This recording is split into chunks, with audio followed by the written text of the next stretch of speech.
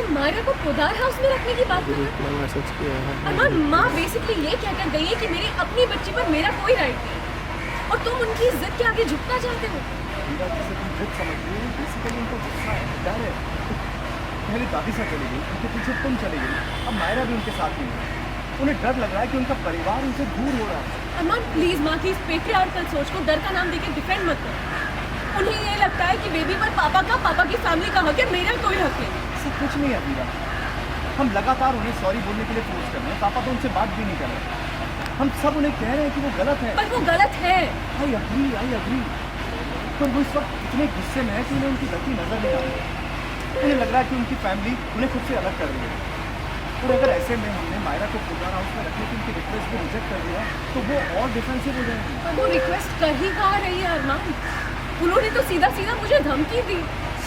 उनके हिसाब से मायरा पर तुम्हारा हक है, उनका हक है, मेरा कोई हक नहीं। जैसे मैं आपकी सेंसिबल बातें पूरी करता हूँ। देखो, हमें उन्हें शांत करना है और अगर हम उनकी हर बात को काटते रहे ना तो वो शांत नहीं होंगे। वो पूरी तरह से हमारी बात सुनना ही बंद कर देंगे। इसलिए हमें उन्हें काम डाउन करने के लिए मायरा को पोदार हाउस भेजना ही होगा। इससे उनमें कॉन्फिडेंस आएगा कि उनकी फैमिली उनके साथ है, हम उनकी बात सुन रहे हैं। और मे भी मायरा की खातिर वो दादी साहब को सॉरी बोलने के लिए तैयार हो गए। कल हमने इतना लंबा चौड़ा डिस्कशन किया था, फिर इस कंक्लूजन पर पहुंचे थे कि मायरा मेरे साथ और दादी साहब के साथ है। उसका क्या फायदा?